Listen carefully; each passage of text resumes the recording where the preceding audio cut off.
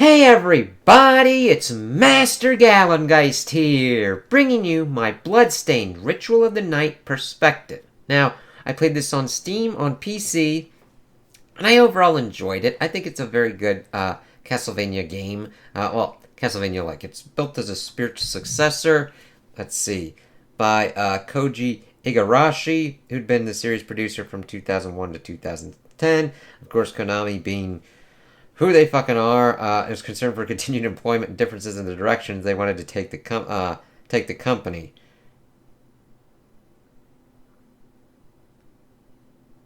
But of course, there's like other kind of Kickstarters for like Mighty Number 9, Mega Man inspired by Kenji Inafune. So they kind of did their kind of thing, and it's competent. It's a really good understanding of Castlevania. I think I actually prefer other kind of Castlevania and Metroid games to it.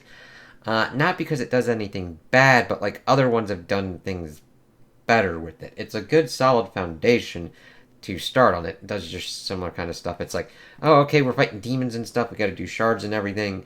It mainly comes down to kind of the gameplay loop and the execution of the story. I don't feel the story that was as organic in other kind of ones like Castlevania and Metroid, where I really kind of feel a momentum while I'm going through and fighting the bosses. I mainly felt like I would just randomly explore this kind of castle, find some certain kind of things, have to go back and sell some stuff because I'm trying to like make food and shit to get better stats, because in this game you gotta cook stuff for a quest for this old lady who doesn't understand like the names of things and wants you to make stuff for her, and then you also do it to upgrade your stats as well, which is helpful. And then of course you farm things to make gear and everything, which incidentally enough gets into my issue that I think the farming's a little bit kind of RNG heavy and kind of ridiculous, but that kind of helped me in that it has a double-edged kind of sword. I didn't have to grind really for levels, but that's because I had to grind for farming, which just got me levels, so I didn't really have to be like... So, in maybe certain instances, I was over-leveled. I really didn't die any kind of bosses in here, which I've had happen in other kind of Castlevania games. Like, I'm going because I see a new kind of enemy. Now, I see a new enemy. I also follow a walkthrough and whatnot. But even without the walkthrough, if I'm like, oh, I could need this kind of skill or whatnot, so I go there and I just farm this motherfucker to try and either get a shard for an ability or some kind of thing for it to drop, so that way I can get better gear or whatnot. So I'm like, alright. It just felt... I mean, I like the art style, I like the characters and the world that they've got. It's very solid in that. World building, lore building, what's going on with the demons and the shard bears. Those are very strong kind of concepts. I just wish that came through and was executed better in how it was presented throughout the game. Because I'm just going through and like, alright, blah, blah, blah, blah, blah. But the thing is, I played a lot of Castlevania games before. Well, not a lot, maybe? Mainly ones on the DS. Symphony of the Night on Xbox. Metroid 1s, I really love the Metroid ones, like Fusion on the GBA. That was my first Metroid game, and I fucking love that one. Of course, Dread. The certain ones that were DS ones of Metroid as well. Those just felt more organic with the storytelling, mainly with what people were talking about of like Dark Souls, Bloodborne, those kind of ones where those have a lot of those kind of like Metroidvania elements as well, where you going through and the kind of setting and place are telling the story as well because of you going through with it, like getting new abilities to get to certain kind of places. It just felt like, okay, this is a nice solid first attempt to kind of do that. I mean, yeah, the guy was a producer on the Castlevania series, knows what he's doing. It's just I think getting that kind of team together and understanding and driving and grooving with that kind of stuff. I think the farming needed to be a little bit more tapered down and make it kind of a little bit more organic of like, you got this ability. You kind of explore some more, kind of see kind of thing. Boom! Another ability. Boom! Another ability. And how you kind of upgrade those and do those kind of things to kind of get through with it. I'm not saying this is bad. It's just where I'm at my point in life and in my gaming kind of places. I've played a lot of these before. Now, if somebody's like wanting to use this as their first Castlevania game, pretty much, I would definitely recommend this because it really gets you introduced into those kind of systems. So that way, you could kind of go back to other ones, understand how they kind of work, and do it. Like if this is your first one and you love it, I understand that, and I'm good with you on that. Like you don't need my permission or like my acceptance on that, but like, yeah, this would be a very good one to have as your first one. It competently does these kind of things. So let's kind of get into the story. It's around 18th century England. We've got like the Industrial Revolution. The alchemists are like, shit, we're gonna lose our wealthy patrons. Let's kind of do some shit. And then they accidentally summon demons and shit, and they're like, oh, fucking hell. And then, of course, we get introduced, let's see. Yeah, they had like shard binders. Humans forcibly fused with demonically charged crystals and attuned them to their powers. They were sacrificed for this kind of ritual. And the church is like, we gotta banish this shit. Typical kind of like Castlevania kind of thing. Let's see, we had Jeeble survived and Miriam as well. Because she was like unconscious. So it's like 10 years later after that event, Miriam is trying to like free Jeeble from all this kind of stuff. He's like, I'm a villain. But he's not really. He's under the control of a demon, Gremory. And we get linked up with Johannes, who's the alchemist representative, and Dominique, who is the church representative, exorcist, and Zangetsu, who's this dude's like, yeah, I'm just doing my shit. Evidently, he dies. It's like, what the fuck? Or maybe he doesn't. He got dragged into a hole, and I'm like, I don't know if he's dead or not. They made it seem like at the end. And there are kind of multiple endings here where you can get the bad ending where you kill Jeeble up front, but then you kind of go through other kind of things and kind of figure out secrets within the kind of castle to kind of deal with the demons. Gremory's whole thing is trying to summon Baal. And we also learned that Dominique is in there, and she's pretty much the turncoat at the end. We see this Liber Logaeth, which is like this grimoire kind of thing, and Alfred is seeking is like, I will kill this bitch, in regards to Miriam. For what's kind of going on. Let's see. She does free Jeeble, but he dies and turns pretty much into a crystal. But he does thank her. And then, of course, we have to get Zangetsu's katana to take down Gremory. Let's see here. Alfred kind of helps out, but gets mortally wounded. He was using it to try and cast...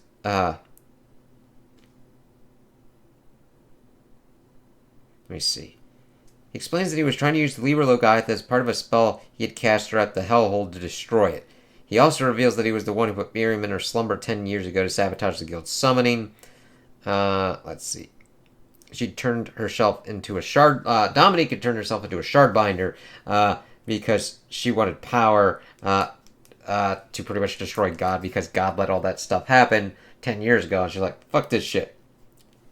So, she's pretty much the final boss. Well, we fight her first, and I was really fucking overpowered. Like, I didn't completely and utterly one-shot her, but I, like, beat her ass. And then the Baal one, I think the Baal one is kind of, like, the weakest boss fight. It's just, like, circling. Like, there's, like, 3 heads, and you just, like, smack the fucking shit out of it. And if you got the right setup, you're great. You can choose between various different weapons of, like, swords, great swords, everything like that. So get to whatever works for you. However, you can usually stick to one certain kind of one, because I did great swords because they could do a wider kind of range of, like, hitting and could hit different kind of spots as well. So I was like, oh, okay, this works out for me. That was, like, the weakest boss fight. Everything else, though, you could put some kind of strategies into place. However, since I had pretty much over-leveled due to farming and had, like, certain kind of abilities and everything, I was just able to kind of steamroll. Now, I was on normal. There are harder kind of difficulties, other kind of DLC as well that you can go into and explore to probably make your game harder for your kind of skill level and everything. So, take that as you will. I'm not saying that this is the easiest game, but with what I was going through with the walkthrough, I'm like, what the fuck? Like, I usually use walkthroughs to make sure that I don't, like, completely fuck myself out of something or know that something's kind of coming up. Rarely am I able to get to a point where I'm like, unless it's getting to a point at the end, I'm like, I want to beat wholesale ass full fucking stop and be OP as shit. Because I believe that should be pretty much at the point when you're at the end game, or at the end of the game, and be like, let's kick all kinds of asses. And boss designs were fine here. Zangetsu's fights that you fight with him were pretty good. The fucking Dracula dude that you fight from the library was pretty insane. Dominique was interesting. It's interesting. The final boss battle of Bale is like the worst one. It really is just him in a circle, and you can just like beat him with the greatsword and like this painting kind of thing I had. Now I had really good gear and everything. I pretty much made endgame gear and everything, which you should have. But I mean, it didn't have any challenge whatsoever for me. I'm like, what the fuck? Like, other ones I would have to try and, like, stick a motherfucker in a corner or whatnot, or try and dodge certain kind of things, or deal with certain kind of weird things. One boss was, like, fucking around with my money. I'm like, you better give that fucking shit back. I've got, like, over, like, a couple 100,000, motherfucker. I ain't fucking around with that. But it was interesting. It's a basic kind of Castlevania game to me, which I'm not saying that to say that it is horrible or whatnot. It's just there's other ones that had better kind of stories and characters and world building that kind of grip me here. It's just you kind of get more of the kind of story and everything after the fact, and it's not as tied to the environment as other ones have been for me. And I'm like, oh, okay, Miriam and Johannes won out. We'll see what kind of goes on, and how this kind of continues on. I think this is a very kind of solid one. It being more of an indie kind of one and setting itself up to be the spiritual successor, I think is a very solid foundation. I want to see kind of what they do and how the team kind of like does its own kind of thing and kind of gels together and makes it its own. Because the shard binder system and dealing with demons and stuff like that is an interesting kind of thing.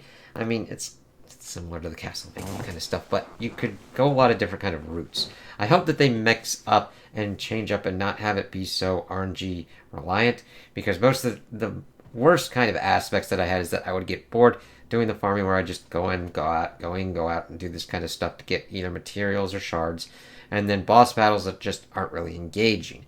And the thing is, boss battles are supposed to be these kind of really good tests of the skills that you could acquire in the area and what you've learned so far throughout the game, and I really didn't feel that kind of tested. Now, of course, I'm on normal. I just didn't expect that to be the kind of case on normal. I think normal should give you a decent amount of a challenge, and then when you kind of like scale up, so hopefully they might also do a different kind of scaling of difficulty levels. I normally do like to challenge myself, but I got to a point where I'm like, everybody went way too hardcore on like Dark Souls and be like, make it so difficult they want to pull their eyeballs out through their hair. It's like, no thank you. I want to have fun. And, I mean, I really didn't feel like I was going, like, there were certain kind of instances where I did die, but it was mainly due to weirdness of trying to jump around certain kind of things or environmental kind of hazards more than an enemy doing it or a boss doing it. That's rare for me. So, would I recommend this game? Yeah! If you're into Castlevania games, or if you want to check out Castlevania games, this is a definitely good one to start at. It'll get you into the ropes of this kind of stuff. You'll probably be like, why the fuck do I have to fucking farm this kind of shit like this? And then having to deal with, like, upping your luck level, for your, so switching out gear and stuff. Just be careful with that, because sometimes you got your luck gear on when you're trying to fight a boss, and you're like, I don't have my best stuff on. Always check for that. But this would definitely be a nice introduction to the kind of Castlevania, Metroid kind of games, and then you could spread out from there. And then also come back and check on this series and see. I didn't really see much information on a kind of sequel, even though they are working on a sequel. So I'll definitely check that out, because the game ran well. It didn't crash on my ass or do any kind of weird funky ass shit, so As being a newer PC gamer and attempting to play older games through Steam and being like, oh, this doesn't work, and having to do refunds and shit. Any game that works and I can play through without wondering if this is going to just fucking die on my ass, that's a good thing. I have to get into the technical states now of what kind of goes on. So most of the time, with certain kind of things, I'd probably look into remasters or whatnot of older games, and it kind of sucks that we have to be at that point, but the way Microsoft's doing fucking Windows shit is not conducive to backwards compatibility on PC, and I hope that they're, if anything, that somebody does some kind of emulation kind of thing to be like, here's the thing, it'll emulate so that way you can have true backwards compatibility. I'll be like, here's a game from a disc from like 1980. Cool. Here's a game from like 2000.